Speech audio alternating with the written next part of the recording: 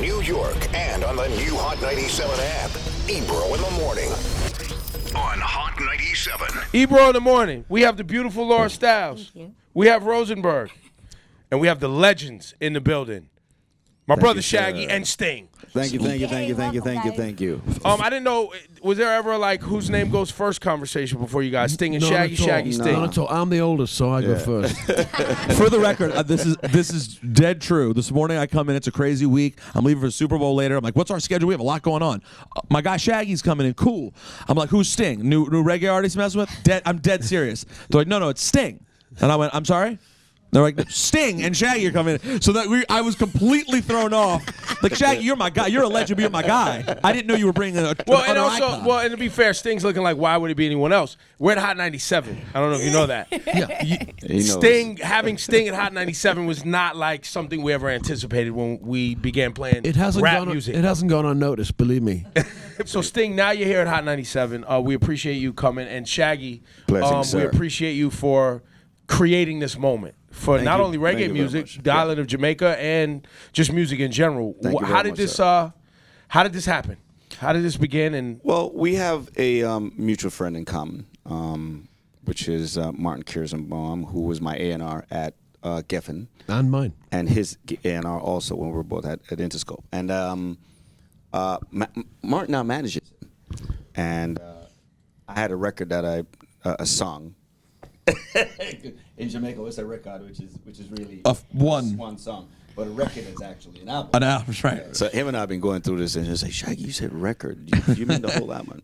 Anyway, we had a song, "Don't Make Me Wait," which is now the single, and Martin heard it and was like, "Yo, dude, this is dope," And he somehow sent it to Sting at the same time, and within probably less than a half hour, he walked in singing the hook and was like, "Yo, Shaggy, this is a hit. Let's do it." And we cut the record today, the song today, and we realized at that point just how amazing our voices went together. And from we started hanging out, and I've known him from before because I actually jumped on stage in Antwerp with him. Uninvited. Yeah.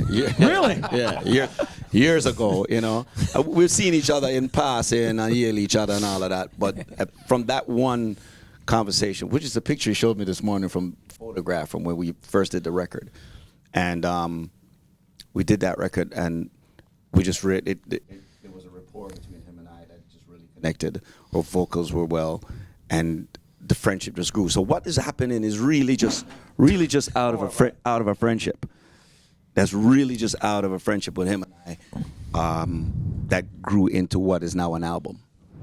And I guess for you, Sting, your music and everything that you've made through the years with the Police independently, you've had some Caribbean influence, ska influence has always been woven into, and you being from the UK is a big influence there. I owe a big debt to Jamaican music particularly. But in England we had a very influential West Indian community, so we grew up with calypso, we grew up with ska music, with blue beat, and then reggae. So it became part of my musical DNA from a very early age. I wrote one of my biggest hits on the island of Jamaica. I wrote "Every Breath You Take," sitting at Ian Fleming's desk where he wrote the James Bond books. Wow. And I always felt I had a debt to pay to Jamaica. So when Shaggy asked me to go last month to Kingston to help raise money for a hospital there, I said, that's a great opportunity for me to pay something back to the island that I owe so much to and I love. And there's a magic there that you can't quite put your finger on. Good. Yeah. And when you go to Jamaica with Shaggy, it's a different. Well, it's like a different game. It's like going to Rome with the Pope, because he's so revered there, and rightly so. Rightly so. Did you early on? I mean, did everyone appreciate the sort of ska sounds and the different sounds that the Police, I believe, kind of, to me, when I think of your sound, that's something I think of. Was that something that people were? Was easily accessible to people? Our love of reggae came out of respect and devotion. And so I think a true reggae artist heard it and appreciated that we were trying to do the right thing. But also taking it into the pop mainstream was difficult at the time. As you know, Shaggy, it's difficult for reggae to get the mainstream. So I think we were a gateway, if you like, that helped a lot of people. And we were appreciated by the reggae community for just that. So the album's out on 420. Can you explain this title? Because what's the title of the album? 44876. All right, there's a lot of numbers. How Jay-Z had 444. Now you guys go with more numbers. So where's the number? Where's this number mean? 44 is his country code, because you got to dial 44 for the UK, and 876 is Jamaica. Yeah, right. yeah. So and it comes out 420. I mean, we were gonna call it joint venture, but So is that why you brought your face?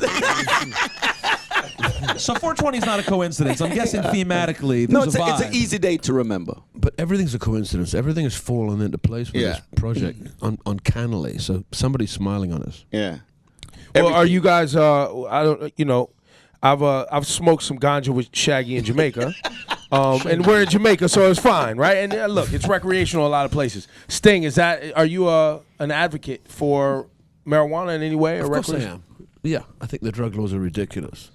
In terms of you can be legal in one state and not in another. It's nonsense. It's not helping. It's not a criminal issue for me. It's a social issue, not a criminal issue. Random question. We've spent a lot of time the last couple of days talking about Bruno Mars, who obviously had a huge night the other night at the Grammys. And I have been semi-critical of the Album of the Year category, even though I love 24 Karat Magic. I went to the tour. But I do find it to be a little bit derivative as opposed to Kendrick Lamar's Damn, which I thought was completely original. Obviously, Bruno Mars had a huge hit that reminded a lot of people of the Police. I don't know if you're aware of that. What did you think of Bruno as an artist and that record in particular? Well, Bruno's a friend of mine, and people would say this to me that song seems to be based on one of yours, and I would say, well, that's just a compliment for me. I don't actually hear it, but all of us musicians, we steal from each other. That's what we do. We hear stuff and go, oh, I'll use that. That's how we learn. And so I don't have any bad feelings at all. I feel flattered. Do you? How invested are you in things like the Grammys, like for you personally and for other artists? Is something I've been going to the Grammys for years. I think my first performance was 85 or 86. It's always nice to be invited back and to be alongside young artists up and coming. It's it's a spectrum of history. It's a spectrum of music styles. You're never going to please everybody. That's impossible. But it's a TV show, and so. Often just to get it nominated is enough for me. I have enough Grammys. And as I How said, many, by the way? I have 16. Yeah, I think you're okay. But I've also lost in a lot of categories. That's pretty good. Pretty good. It's a good number. You learn more philosophy from losing than you do from winning. That's a reoccurring theme today. We did an interview just a minute ago. Yeah. Shout out to Gary V, who loves the loss as well. He's in love with the loss because it's a part of the process of learning, as you just pointed out. Was there a major loss for the Police and Sting before things really turned that you always remember back to, of like we were on the verge of it not happening? Well, we spent 7 years in obscurity, which I value now, because without that, we'll be a built backbone, to survive the ups and downs of this business. Sometimes an instant success is the worst thing that can happen. You need those years to build something strong, Shaggy, how long for you before Boombastic? I'd say probably about 4 or 5 years, I would think. Yeah. And then was Boombastic? More than that, actually. Yeah, more than 7. that. I would say about 7 And years. so you were already pretty popping on the island. Well, New York was my breakout. New York was my breakout. Jamaica kind of fell into place, I would say, around O Carolina, which was before Boombastic. O Carolina was 1993. And I had like Big Up and, Mampi and All Virgin. I was running the streets of Flatbush at that time, going from Biltmore Ballroom to Starlight Ballroom to Dynasty to all them clubs. You know what I mean? And then O Caroline did well and got you back big. O Caroline actually blew up here in New York first. Okay. And then it was licensed to Greensleeve.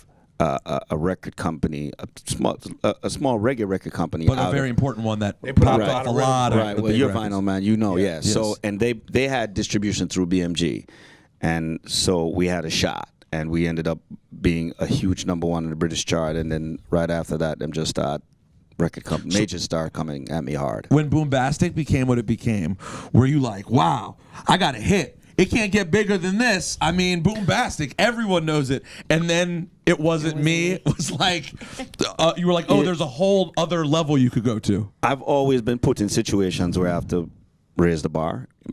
Oh Carolina was the first #1 dancehall record to ever enter in the British chart. Wow. And it was a #1. And because it was a cover, because I used the hook. The hook was from the original Oh Carolina. I changed the rest of it, but like we said, we always borrow, and Steal. And they were giving me all this press saying that he can't get another. I was dubbed the one-hit wonder, huge in the UK. Because the record was so massive. It was like OPP when it came out, just huge. In America it wasn't, but everywhere else in the world was #1. And so I had this pressure to create. And then there was a lot of records. I don't know if you know, like Boom Shakalak by Apache Indian, which was pretty much a spin-off of Oh Carolina. Chakademus and Pliers, Tease Me, Twist and Shout. And so the record company came to me and asked me to do another one. Another Oh Carolina, which was the same feel, and I refused. So they they were coming down on me hard, saying that I was difficult and I was this, and so now because I know I was faced with one thing. I had to do a song that wasn't cover. I had to do one that was bigger than Oh Carolina, right? And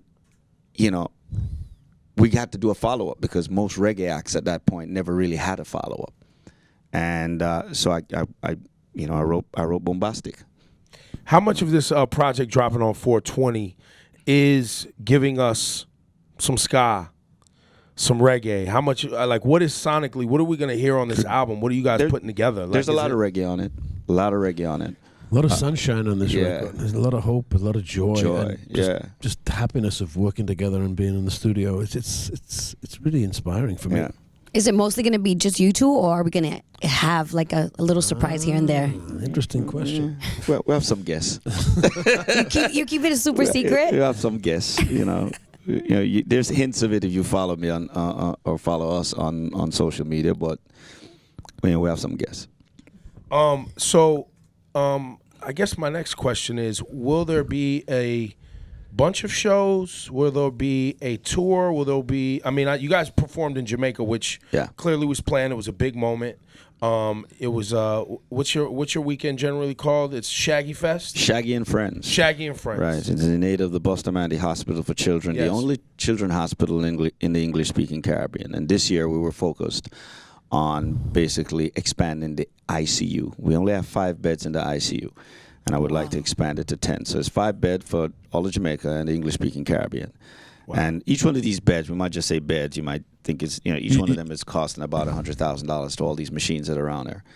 But we want to expand it. And stuff. Right, and then you care for the beds. Right. So, Sting was kind enough to come back. Big up to Wycliffe, who came down and showed mad love, too. Yeah. Clef came in and did the rounds with us, came to the hospital, visited everything. And, we had all of Jamaica involved, man. I've been doing this for, this is our 6th installment of this concert. And I've had everybody from Lauryn Hill to Boyz II Men to everybody who I could ask to come and give me some strength on it. And it was a really big moment. This was one of the biggest moments. We had about 15,000 people there, so it was great. I've been fortunate enough to be down in Jamaica for New Year's and be to your party. Well, he hasn't experienced. You haven't done New Year's. He hasn't done New Year's party yet. Sting, I'll be honest, too much for me. No, it's not. It's too much. He hasn't done the New Year's You party. haven't even done it. But you have. I did Boxing Day and it was too much. I couldn't even handle that. So New Year's. But he hasn't done the New Year's Eve party. Haven't done Shaggy and you haven't and done Friends. Shaggy and Friends. So y'all gotta. Yeah. We gotta figure that out. But he has experienced the New Year's. Well, he's coming. He's coming down. But I do want to talk about Jamaica specifically, right? Because you, as someone who is a not only just somebody who's speaking out, traveling internationally and waving the flag of Jamaica, but just knowing the things that are changing in Jamaica, right? There's a lot of positive progress in government, in business, education. There's things. It's not as fast as everyone would like. Yeah. I'm glad you speak of that, because now, you see, the perception outside of not going, you're speaking because you've been there. Yeah. And you've seen it firsthand. Yeah.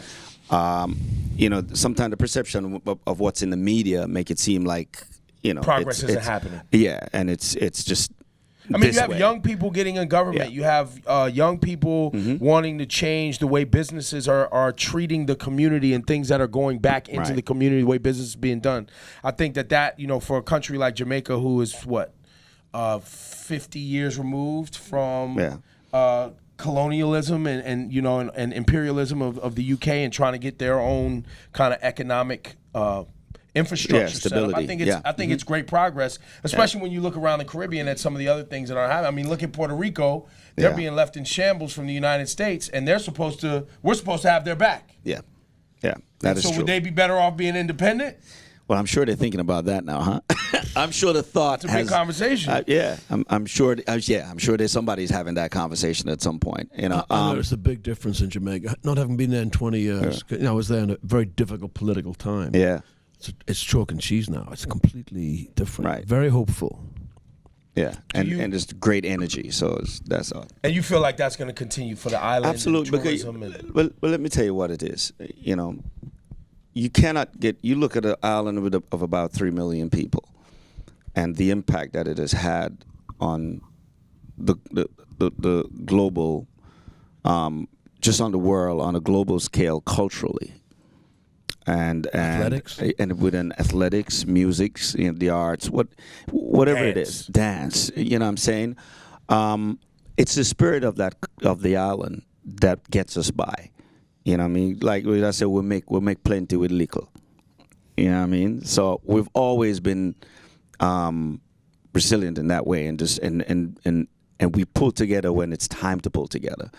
There's going to be there's poverty and every country has everybody everywhere. You know what I mean? Americans like to act like we don't have problems. Exactly. We have problems Everybody does. You know what I mean? But you go down there and you see people with hope, and they got and that's why the culture and music is such a big part of it, because that's how we release. You know what I mean? You look at you and I were standing at a dance where Bounty, the cops are out there trying to shut it down that night. You know what I'm saying? And but just the energy, and even when Killer started going at the cops, the crowd was with him. You know what I'm saying? And the cops knew too, because they know they had their job to do at the same time. And let's be honest, the crowd had spilled out into the streets. It was causing a traffic jam. The police were coming to bring some order. Yeah. And Bounty Killer turns to Babylon to go up on him. And you're like, And it's like, no, they got to do their job. just trying to keep people from getting run over. Like, but at the end of the day, they knew too. You know what I mean? Because they weren't pressuring him. No, they weren't. Because they came up there and just stood. And just look. So it's almost like an unspoken respect with each other. You know what I mean? They might make killer talk and go on, and then the crowd is gonna love it, and they might go burn Babylon a little bit. But really and truly, they're gonna leave anyway. This is the crux of your crime plan, Shaggy. Yeah. Community policing. Seriously. Yeah. No, I had something I was saying in Jamaica about as far as crime plan. I know, because we all come from the ghettos where we all did bad things. When I live in Jamaica, I'm used to, run around and do all bad things with my little friend them. And one thing I knew my neighborhood police. I knew who that guy was. There was a guy, my brother, a big fat brother named Canon with a mustache, ride a bicycle. You know what I mean? Every one of us who did everything bad knew him. He knew us. He knew our moms. He knew our pops. He knew our grandmother. You know what I'm saying? And it made it easier to police. So I'm saying, that it should go back to policing. Policing should go back to each police being in that neighborhood and everybody knowing everybody. In Jamaica. In Jamaica. I think that works. That's happening here in New York City. They're trying. Yeah, They're really trying. Here in New York City, there's a whole program about Yeah. keeping police in neighborhoods, knowing the families, knowing the neighborhood, communities having meetings with the police on a regular basis. Because you can't do it on just like in America, federal level, or you got to get into these communities, and that's why community leaders are important. And then role models are big. I mean, I'm from the ghettos. You've been. I'm from Raytown. I'll go from ghettos to ghettos to ghettos. I lived in a tenement yard straight up until when I came to the States. You know what I mean? And kids that are in there like to see that. Like, for instance, I did something the other day. I was running around promoting some local dancehall records.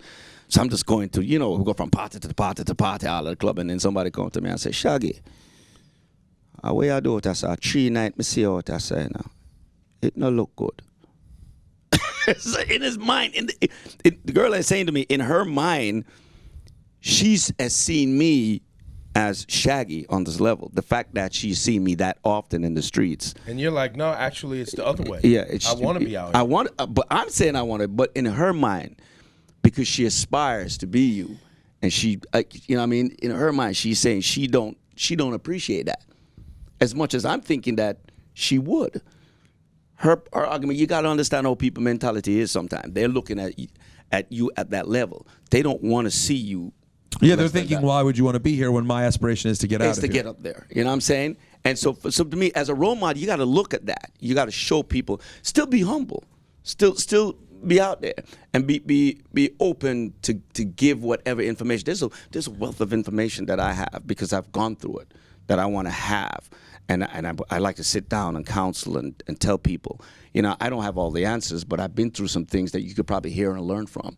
You know what I mean? Sting, do you spend most of your time in London? Where do you live most of the time? I live here in New York. You live in New York all the time? He's an Englishman in New York. I'm on tour most of the time. You get the song? You know the song. You know the song. Yeah, I did the song. So I'm an alien. so you've been here for a very long time at this point. 40 years, yeah. How many people on a day-to-day basis refer to you by your government name? Nobody. Everyone calls you Sting. Everyone calls me Sting. So is there literally anyone left in your life who does not call you Sting? Not really, no. Did your parents? Yeah. They started calling you Sting? They did, yeah. Really? Yeah. Wait, what is Sting from? What is? I was 18. I used to be in a traditional jazz group playing with guys in their 60s. And so to just to be different, I'd wear this stripy sweater that was black and yellow. The trombone player said he looked like a wasp. Oh my God. And you know, so that the name just stuck. That was it. That was it. One sweater. Yeah, one changes sweater. music history. Yeah. Named after a bee's ass. I mean, Okay, and I've always wanted to ask you this. Were you aware at any point in the 80s that in America there was a very popular professional wrestler with the name Sting? that's ridiculous. He took his name from me Have you ever run into him? and his hairstyle. We organized a fight one day, but I was washing my hair that day, so I didn't. So you missed. I understand. I totally understand. Totally get it. And then there's obviously the Reggae Fest that was Sting for a minute. They don't do Sting anymore, right? No, they don't. I used to be at everyone, by the way. Yeah, everyone else. I'm like he somebody came up to you about that in Jamaica. It was like, do you know there's a reggae festival named after you? You remember somebody coming up to you like that?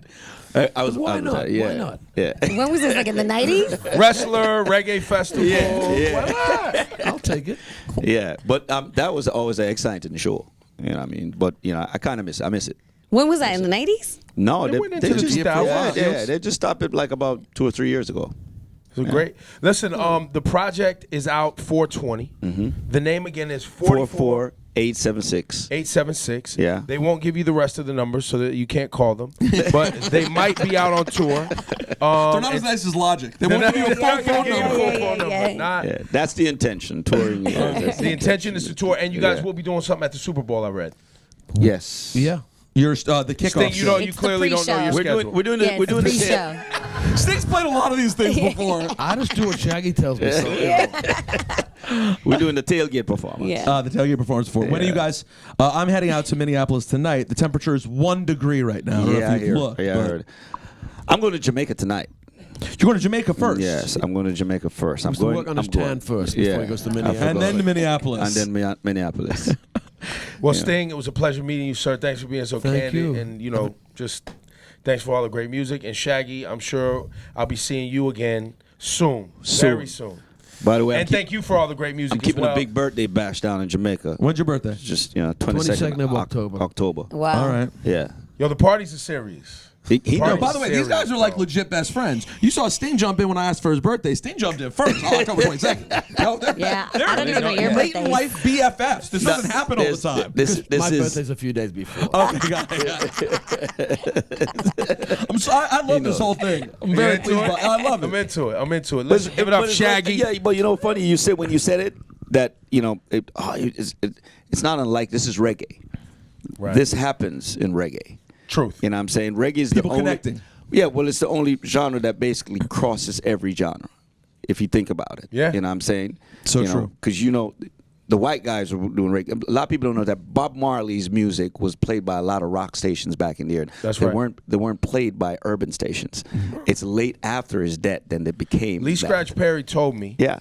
that he created. What a name drop that was. Continue. No. Sorry. But I know. but It here's really why. happened. Yeah. I know. He I know. told me he created reggae music Yeah. for the world. Yeah. Like really. Like literally, like legit out of his mouth. Now Right. we all know Lee Scratch Perry will say anything, and sometimes you don't know what's true and false. But he was dead ass serious. I created reggae for Bob Marley to go around the world and tell the story of Jamaica. It breaks down barriers globally. You know what I'm saying? And so this is as much people look at this. We're the not so odd couple. Yeah. I know what you mean. I know what you mean. saying? Well, when I saw you guys connecting, it made 100. It made Absolutely. sense right away. I just didn't know if And you it guys is- were pulling people into the cultural And it is significance. Yeah, and it is so easy. You would think that this is like difficult. I mean, this is probably the most humble person I've ever met as an artist. Yeah, I got to tell you, being around him, As an it artist, doesn't seem that difficult. I actually think I might approach him about an album after we wrap up. Yeah. You know? It's time to go back. Get a to hook this. from Let's Sting. go. Yo, Sting, can I get a hook? Joey Badass featuring Sting. Let's go. Shaggy, Sting, y'all look for this Thank you, project, man. Give it up for him Thank one you, time. thank you, thank you, thank you.